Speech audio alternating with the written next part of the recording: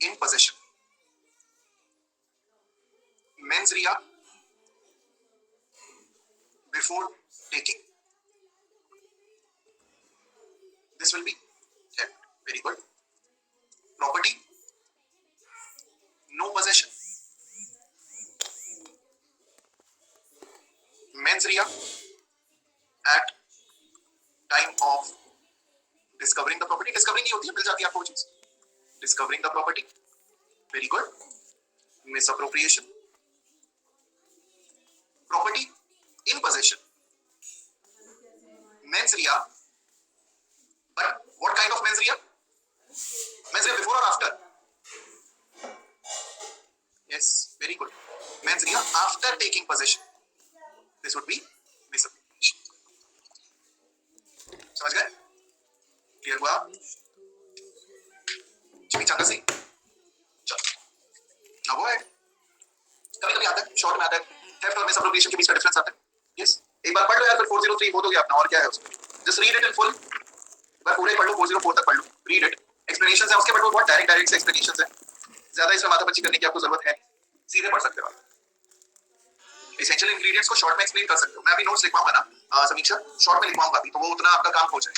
ज्यादा डिटेल में आपको डिस्कस करने की जरूरत नहीं पड़ती ना.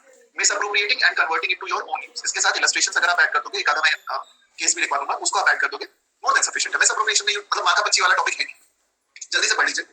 Dishonest misappropriation for a time only is misappropriation with the meaning. अगर हमने एक हफ्ते बाद भी यहाँ पे राजकुमार तंबोली को ये लौटा दिया, ठीक, तो भी मिसअप्रोप्रिएशन होगा, क्योंकि हमने एक हफ्ते तो रखी ना अपने पास बिना उसको बताया. हाँ वही समझ रहा था. Yes exactly. आफ्टर टेकिंग ले आए नोटबुक, उसके बाद डेवलप हुआ कि नहीं वापस करेंगे इसको. Mains Riya after taking the position, absolutely correct. Advocate साहब, आपका जो हिंदी के नोट्स हैं इन्हीं सब्जेक्ट्स का, इन्हीं चैप्टर्स के, वो सारे हिंदी के नोट्स आपको टेलीग्राम ग्रुप पे मिल जाएंगे.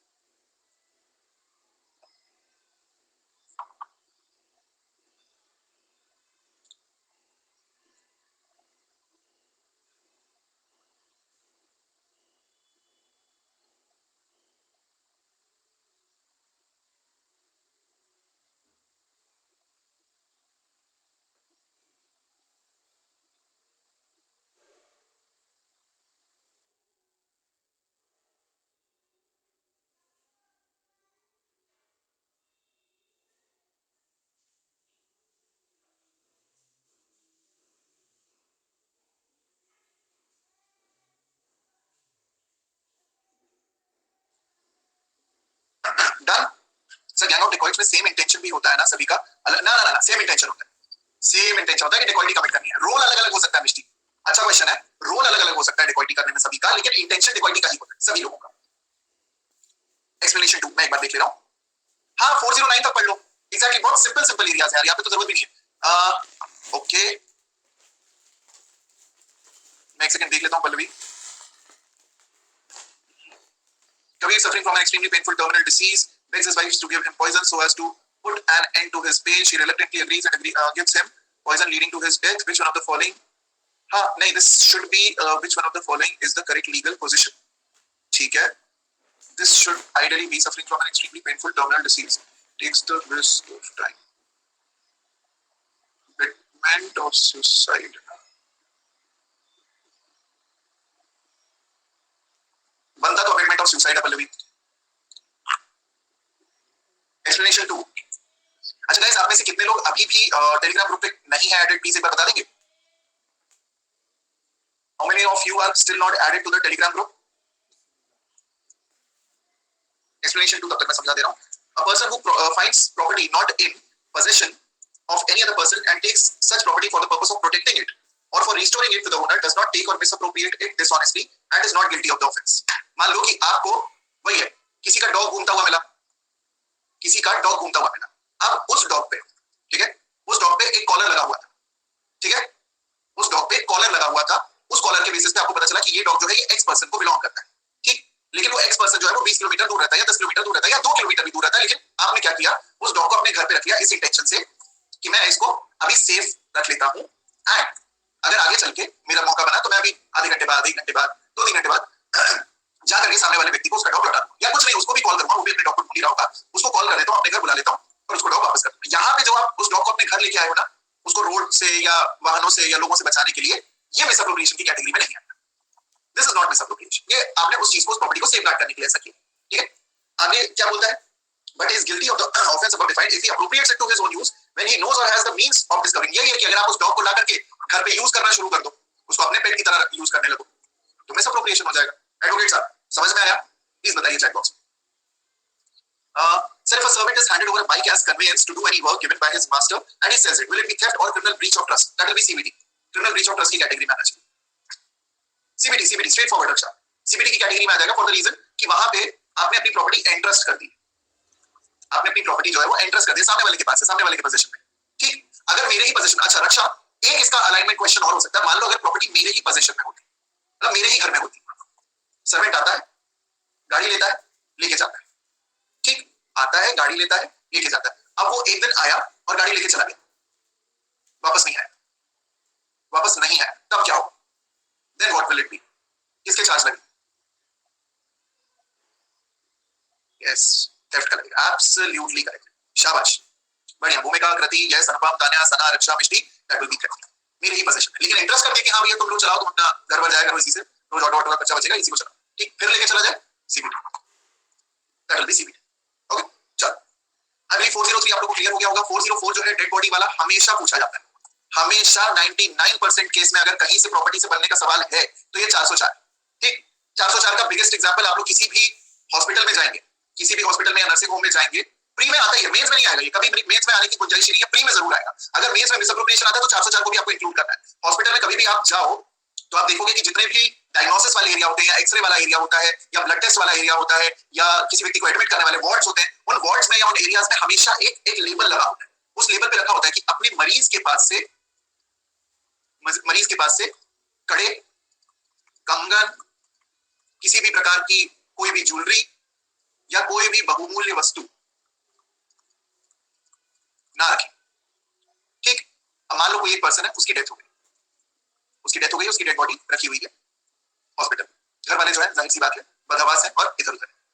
कोई कंपाउंडर आता है या कोई भी व्यक्ति, कोई नर्स वगैरह आती है, वो देखती है कि उस डेड बॉडी के ऊपर कुछ ऑर्नामेंट्स है या कुछ है प्रॉपर्टी, उसको अगर वो लेकर के निकल जाए, दैट इज 404, ठीक है। इसका ध्यान रखना, ये पूछा जाता है, ये मैंने शॉर्ट में समझा दिया, यही इसका रूल। 404 एरर आपसे पूछा जाता है, प्रीलिम्स का हॉट फेवरेट सवाल है, तो 404 का ध्यान रखना, that is misappropriation from a dead body, that's why it is relevant. हाँ एग्जैक्टली, वो उसी कैटेगरी में आ जाएगा। एक विलन वाला जो पूरा रितेश देशमुख वाला पूरा सिनेरियो, ये इसी कैटेगरी में है, मेंस में नहीं आता, होता है, हाँ एग्जैक्टली होता है।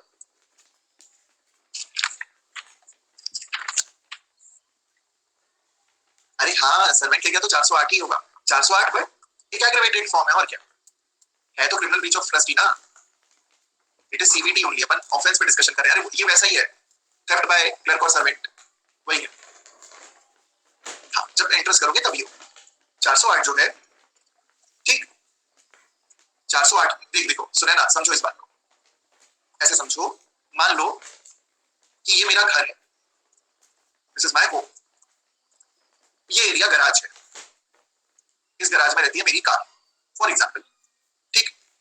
अब मेरा जो सर्वेंट है वो डेली आता है, कार को साफ करता है, ठीक।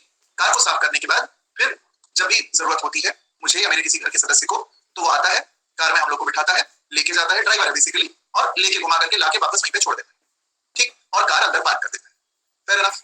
अच्छा, एक दिन मेरा कोई गेस्ट आने वाला था रेलवे स्टेशन से या बस स्टैंड से, ठीक, या एयरपोर्ट से, डिपेंड करता है, ठीक। हमने सर्वेंट को बुलाया, वो आया, उसने कार निकाली, और कार निकाल करके इन लोगों को लेने की बजाय लेके भाग गया, चला गया, चला ही गया, यहां से निकाली कार, सीधे चला गया, कहीं भी चला गया। यहां सुने ना कौन सा ऑफेंस होगा, what offence will this be? Will this be breach of trust और थेफ्ट? सुने ना, खुद सोच के बताओ, यहाँ पे ब्रीच ऑफ ट्रस्ट होगा या थेफ्ट होगा? बाकी लोगों का आंसर मत सोचो, नॉर्मली थेफ्ट ही है ये, है ना? Normally this is theft only, क्योंकि कार तो गैराज में खड़ी हुई है, आप वहां से लेकर के चले गए और आप भरोसे के आदमी हो तो थेफ्ट होगा, ठीक। लेकिन अगर यही कार मैं उस ड्राइवर को दे दूं, वो डेली उस कार को अपने घर ले जाए, फिर धो धा करके सुबह ले आए, ठीक, फिर अब लेके जाए, जब पूरा काम हो जाए घर पे ले जाए, फिर सुबह धो धा करके वापस ले आए। अब एक दिन जब उसको आना था कार लेकर के, उसके घर पे थी कार, उसको आना था कार लेकर के, ताकि हम लोग घर के लिए मतलब काम के लिए बाहर निकलते, वो नहीं आए, दूसरे दिन भी नहीं आया, तीसरे दिन भी नहीं आया, चौथे दिन जाके पता किया, फोन भी नहीं उठा रहा था, घर पे डाल रहा था, ले गया। अब क्या है, थेफ्ट है कि criminal breach of what this mean?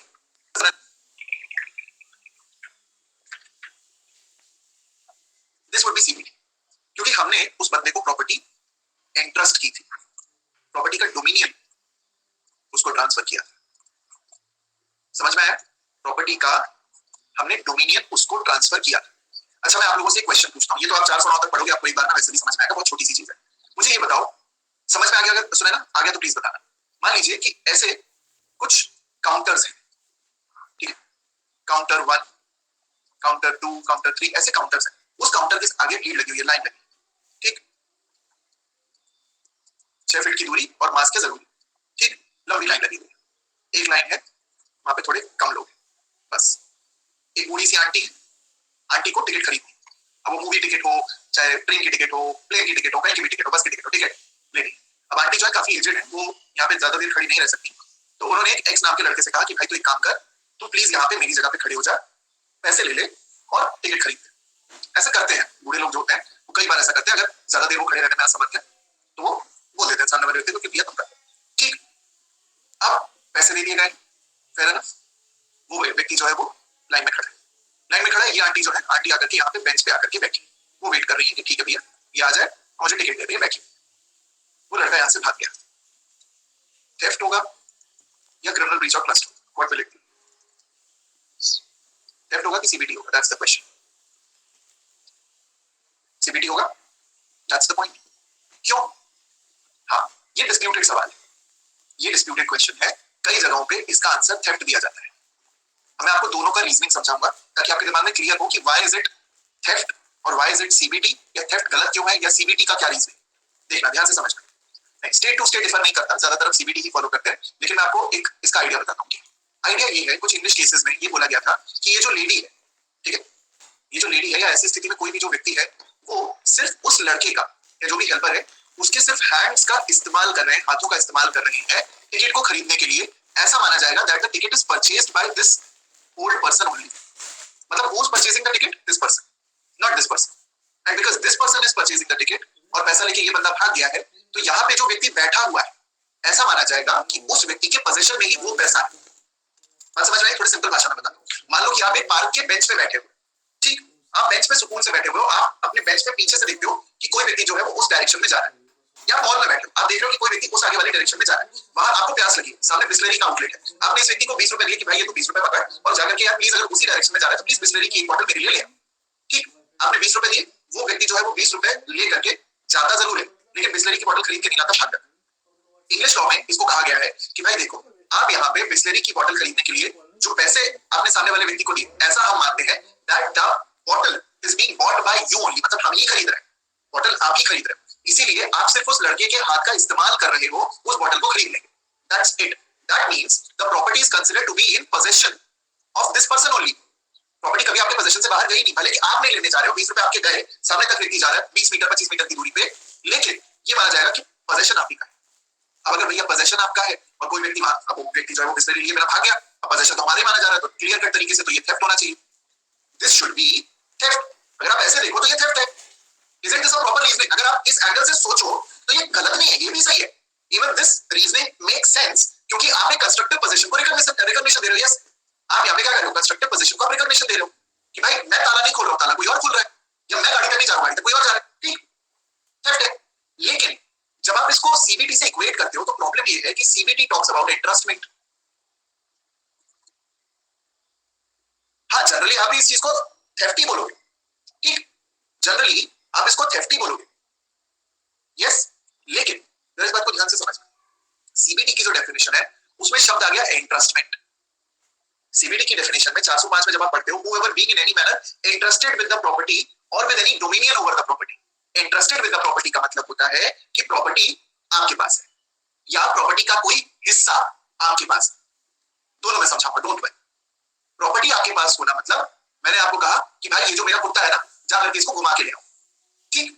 तो कुत्ते को आपने ऐसे अपनी गोदी में ले गए और ले गए घुमाने के लिए, ठीक। या फिर कुत्ते के कॉलर से जो पट्टा बंधा रहता है, उस पट्टे को क्या बोलते हैं? What do we call that पट्टा? मेरे को करेक्टली वर्ड याद नहीं आ रहा है। लेज नहीं, कुछ leash, yes the leash, harness, not exactly harness, yes the leash, yes. अब आपने कुत्ता गोदी में नहीं दिया, सामने वाले को लीश दे दिया कि भाई ये लीश ले ले, कुत्ता खुद घूम लेगा, तो उसके साथ घूमा। समझ में आया? कुत्ता दे दिया डायरेक्ट, किलो कैच करो, इंटरेस्ट में। डोमिनियन देना मतलब कोई एक अधिकार दे देना, एक अधिकार दे देना, एक प्रिविलेज दे देना जो उसी प्रॉपर्टी से करेंगे, ठीक। दोनों ही केसेस में आपने अगर प्रॉपर्टी इंटरेस्ट कर दी है सामने वाले को, और ट्रस्ट को अगर ब्रीच किया जाए कहीं पे, हम एक तरीके से कह सकते हैं कि धोखे का अगर एलिमेंट आ जाए, यस, अगर धोखे का एलिमेंट आ जाए तो वो सीबीटी होगा। तो यहाँ पे ढंग से अगर देखें तो वो तो धोखा ही रहा है।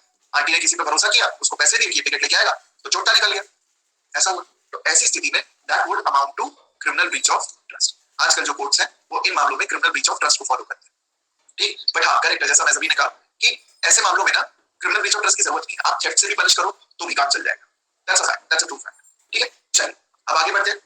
हर तरीके से अगर प्रॉपर्टी को इन सभी तरीकों से अगर एक्वायर किया जाए, इनमें से किसी भी तरीके से अगर प्रॉपर्टी का पोजीशन एक्वायर किया जाता है, तो that is known as stolen property. इसको क्या कहेंगे? That will be known as stolen property. कोई भी प्रॉपर्टी हो, कैसी भी प्रॉपर्टी हो, अगर वो थेफ्ट से एक्वायर की गई हो, एक्सटॉर्शन से एक्वायर की गई हो, रॉबरी से एक्वायर की गई हो, डिकॉइटी से एक्वायर की गई हो, क्रिमिनल मिसअप्रोप्रिएशन से एक्वायर की गई हो, क्रिमिनल ब्रीच ऑफ ट्रस्ट से एक्वायर की गई हो, in all of these scenarios the property would be considered as a stolen property, ठीक। अब स्टोलन प्रॉपर्टी आपके पास भी हो सकती है, जिसने चुराया, किसी व्यक्ति को दी ताकि वो तीसरे व्यक्ति को दे, उस दूसरे व्यक्ति के पास भी हो सकती है, और तीसरे व्यक्ति को जिसको बेची गई उसके पास भी स्टोलन प्रॉपर्टी ही गई। वो स्टोलन प्रॉपर्टी तब तक स्टोलन रहती है जब तक वो घुमा फिरा के उसी व्यक्ति के पास ना पहुंच जाए जो उसका ट्रू ओनर है। फॉर एग्जांपल, मान लो कि एक व्यक्ति है, ठीक है, एक एक्स पर्सन है जिसके पास से कोई प्रॉपर्टी चोरी हुई, एक प्रॉपर्टी चोरी हुई, उसको वाई पर्सन ने रखा, फर्दर उस प्रॉपर्टी को जेड पर्सन को दे दिया गया, जेड पर्सन ने वो प्रॉपर्टी ए पर्सन को ट्रांसफर करी, ए पर्सन ने वो प्रॉपर्टी बी पर्सन को बेची, और बी पर्सन ने अल्टीमेटली वैसी वही प्रॉपर्टी से प्रॉपर्टी एक्स को दे दी। तो जब वो property Y Z A B के पास थी, तब तक हम क्या बोलेंगे? What is the nature of the property? Stolen property. जब तक वो प्रॉपर्टी वाई के पास है, जेड के पास है, ए के पास है, बी के पास है, वो स्टोलन प्रॉपर्टी। जैसे ही वो प्रॉपर्टी एक्स के पास आई, now it will lose its character of being stolen. अब वो स्टोलन नहीं है भाई, अब तो ओनर के पास आ गई, ठीक है, फेयर इनफ, ये ओनर के पास आ गई, तब ये स्टोलन प्रॉपर्टी नहीं रही। That's the point. When it is in circulation, अगर सर्कुलेशन में तब तो नहीं है, तब तो नहीं है। देखो होता क्या है ना, सर्कुलेशन में मनी रहती है, प्रॉपर्टी नहीं घूमती। आप ये नहीं बोलोगे कि किसी ने सोन पापड़ी का डब्बा चुराया, फिर वो सोन पापड़ी का डब्बा उसने जेड को दिया, फिर वो सोन पापड़ी का डब्बा ए को दिया, फिर बी को दिया, फिर अल्टीमेटली आपके पास पहुंचा, तो नाउ यू आर हैप्पी कि आपके पास सोन पापड़ी का डब्बा वापस आ गया। बेटा पहली बात तो ये कि अगर किसी व्यक्ति के पास सोन पापड़ी का डब्बा घूम के वापस आ जाए, तो इससे बड़े कष्ट पीड़ा की बात उस व्यक्ति के लिए वैसे भी नहीं हो सकती। तो क्या आप चाहते हो कि दिवाली पे आपके पास, आपके घर पे पड़ा हुआ सोन पापड़ी का डब्बा कोई तो चुरा ले, ठीक। Either which way the property will never be in circulation. Property circulation में नहीं आएगी कि आपके पास आके वापस चली गई, कि फिर वाई ने चुरा ली, फिर जेड के पास चली गई, ऐसा नहीं होगा, ठीक। This is how it works, ये रूल है। भूमिका समझ में आया? सर्कुलेशन में होती नहीं है प्रॉपर्टी। अगर आप मिसअप्रोप्रिएशन, आई मीन अगर आप थेफ्ट की बात करो या स्टोलन प्रॉपर्टी की बात करो, फिर किसी भी तरीके से अगर वो प्रॉपर्टी आपके पास घुमा फिरा के पहुंच गई, अब वो स्टोलन प्रॉपर्टी नहीं। दोबारा कोई अगर मान लीजिए चोरी कर ले तो दोबारा स्टोलन बन जाएगी। That's the rule. 378, 403 एंड 405 कि मैं कीवर्ड्स कौन से याद रखें in terms of differentiating property. देखो जब आप इसकी बात करते हो 378 की, it is dishonest intention taking away of property, ठीक। 403 की जब आप बात करते हो, dishonestly misappropriating or converting to your own use the property, ठीक। 405 में with a dishonest intention breaching the trust of a person who has entrusted the property or a dominion over the property to you, उसके trust को breach करना, that's it। अरे मैंने सिर्फ words बोले, मैंने सेक्शन के सिर्फ वर्ड्स बोले और कुछ नहीं। I just said the words of the sections only, nothing else, simple point। एक में टेकिंग अवे ऑफ प्रॉपर्टी है, एक में प्रॉपर्टी ले गए, उसके बाद आपको समझ में आया कि भाई यहाँ पे डिसऑनेस्ट इंटेंशन बन रहा है मेरा, और तीसरे केस में आपको प्रॉपर्टी खुद दी गई है, उसके बाद आपका डिसऑनेस्ट इंटेंशन बन रहा है। तो language is not very difficult, मतलब आप सेक्शन की लैंग्वेज के कीवर्ड्स यही है, अगर आप इन्हें पिक करके भी इंक्लूड कर लेते हैं आपका काम हो जाए। हाँ वही करेक्ट, ठीक है। चलिए भाई, तो 410 स्टोलन प्रॉपर्टी के बारे में बात करता है, यही पॉइंट है। डिसऑनेस्टली रिसीविंग स्टोलन प्रॉपर्टी 411 में दिया है। ये दोनों ही sections pre point of view से, ये दोनों सेक्शन प्री और मेंस दोनों ही पॉइंट ऑफ व्यू से इंपॉर्टेंट है, direct section wise. So property the possession whereof has been transferred by theft or by extortion or by robbery, and property which has been criminally misappropriated or in respect of which criminal breach of trust has been committed is designated as stolen property whether the transfer has been made or the misappropriation or breach of trust has been committed within or without India. मतलब एक चीज का ध्यान रखिएगा कि ये within और without India applicable होता है. आप कहीं पे भी चोरी करो लायबल आप वैसे ही हो. इसका ये मतलब भी है कि अगर प्रॉपर्टी, एक बात बताओ, अगर आपकी प्रॉपर्टी इंडिया में, फॉर एग्जांपल आप लोग रहते हैं मुंबई में, अगर मुंबई से आपकी प्रॉपर्टी चोरी हुई और लेट से उसको कनाडा में ट्रांसफर कर दिया गया, कनाडा में किसी व्यक्ति ने, किसी एक्स नाम के पर्सन ने उस प्रॉपर्टी को रिसीव किया, तो एक्स के पास स्टोलन प्रॉपर्टी है या नॉर्मल प्रॉपर्टी है? मतलब सीधा सवाल ये है कि इंडिया के बाहर जाने के बाद क्या वो प्रॉपर्टी अपना character of being a stolen property lose कर देगी या रिटेन करेगी? That's the question. Will it lose its character और will it retain its character of being a stolen property?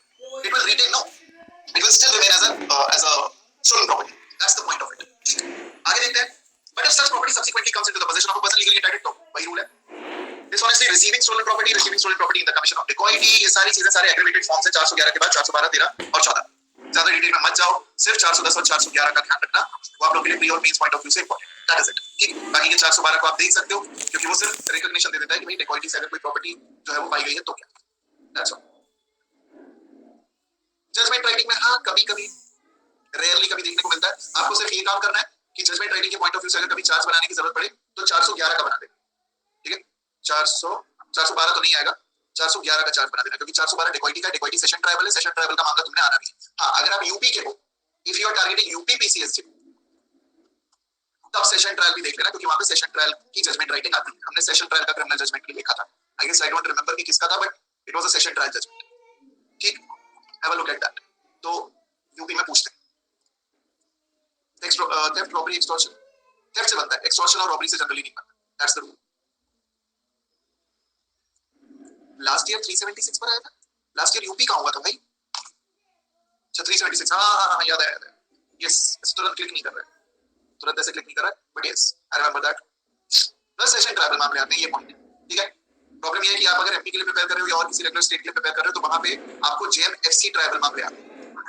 ठीक, जेएमएफसी आता है और यूपी में सेशन ट्रायल आता है. That's the point. ओके चल, चलिए you can read till section 414, not much in detail. अच्छा 415 पढ़ना है, we have got 10 minutes. 415 10 minute में हो नहीं सकता. नोट्स लिख ले थोड़े. बी बेटा इसलिए नहीं होगा क्योंकि वहां पे रिस्क इन्वॉल्व होना चाहिए डेथ का. There should be a risk of death, तब वो 300 के एक्सेप्शन नंबर 5 में आएगा कि एक व्यक्ति ने रिस्क ऑफ डेथ बोला है. यहाँ पे तो सामने वाला व्यक्ति सुसाइड ही करने पे उतार देना, आप उसको असिस्ट कर रहे हो, अबेट कर रहे हो, एड कर रहे हो. ले भाई ये ले और मर जा, दर्द खत्म हो जाएगा. That's the differentiating criteria. You are adding that person ना, आप इस स्थिति में उस व्यक्ति को एड कर रहे हो. That's the point. Note making कर ले. चलो मेक अ हेडिंग थेफ्ट. चल भी डू द नोट मेकिंग कर लेते हैं क्योंकि 7-8 मिनट अपने पास है, पर नोट मेकिंग कर सकते हैं. थोड़ी भी कर लेंगे नेक्स्ट क्लास में, बाकी की कर लेंगे, टाइम का वेस्ट कर. चल डू इट. यस चलो मेक अ हेडिंग थेफ्ट. इसमें लिख ले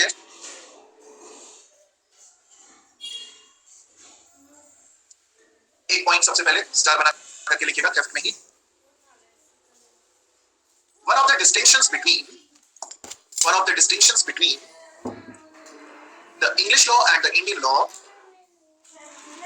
one of the distinctions between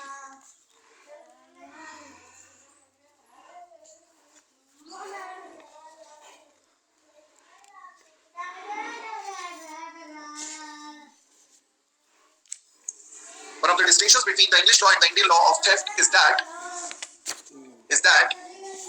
the English law looks in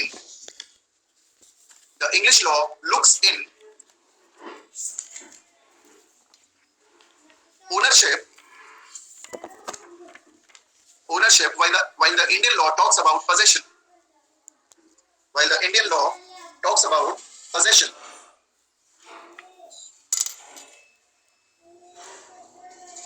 Theft in India, इसी के आगे लिखना, इसी के कंटिन्यूअंस में.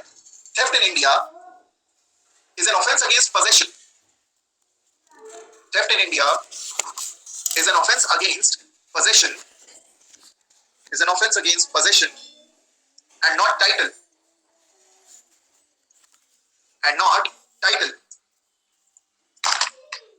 On the other hand,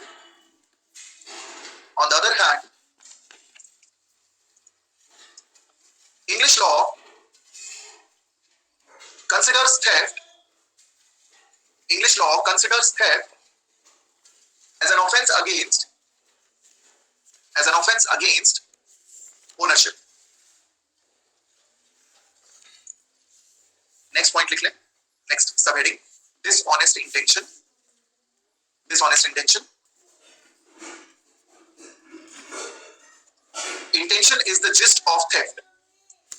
Intention is the gist of theft.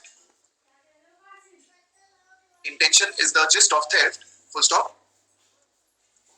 The intention to take dishonestly exists. The intention to take dishonestly exists when the taker intends to cause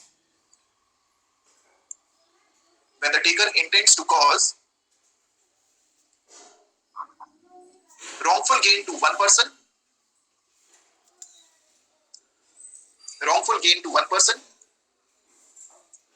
or wrongful loss to another person,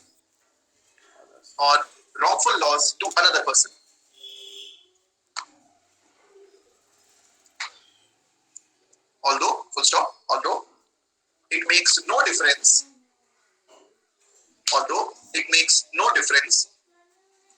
in the accused's guilt,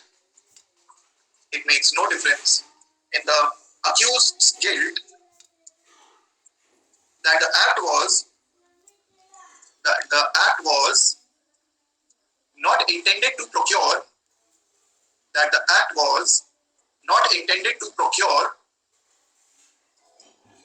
any personal benefit to him,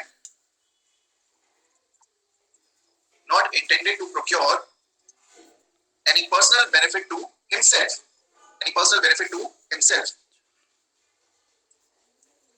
Next time में लिखिएगा, in the famous case of K.N. Mehra versus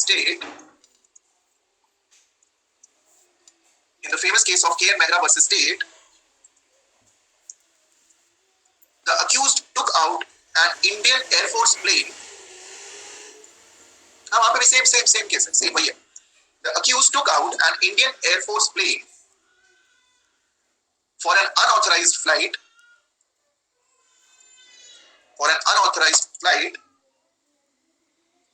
even temporarily,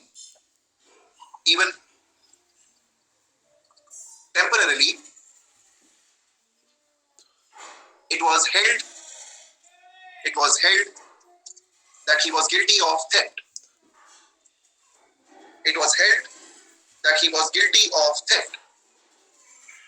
star बना के एक छोटा सा point लिख लें.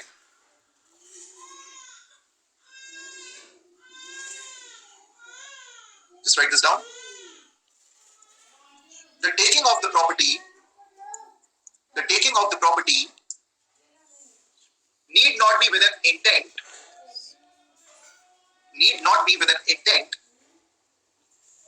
to retain the property permanently.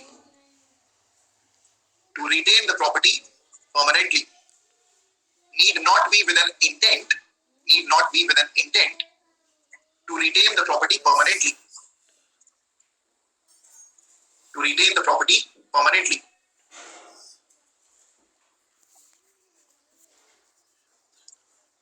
ठीक है,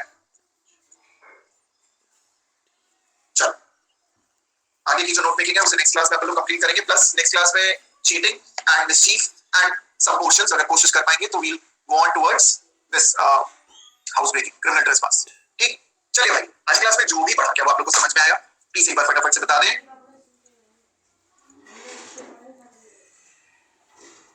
ठीक है, 381 411. हाँ ठीक है, करेक्ट. इसमें डाउट क्या है, समझा नहीं. अच्छा ओके परफेक्ट, ठीक है, चलो समझ में आ गया. फेयर एनफ, चमका, ग्रेट. चलो यार let's wrap up today's lecture. आज के साथ समाप्त करते हैं. टाटा, bye bye, take care, good evening, बेला चाओ, जियो जीने दो. जय हिंद. कल क्लास नहीं, मंडे को. ठीक है, देखते हैं, विल बी कंसीडरिंग दिस. ठीक है, चलो यार, Jai Hind and bye bye.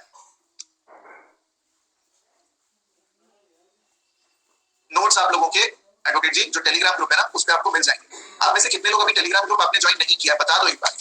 ये मैंने पहले भी पूछा था। If you haven't join the Telegram group, this is the link, अभी ज्वाइन कर सकते हो। Okay, this is the link. Telegram group अगर ज्वाइन नहीं किया है तो अभी कर सकते हो।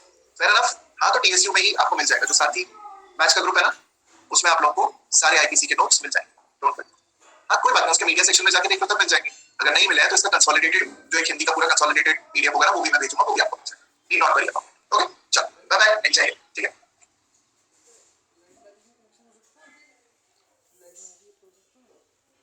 लाइट आ जाएगी जब वो कनेक्ट हो जाएगा, कॉल जब भी होगी, जब लाइट आए तो होगी।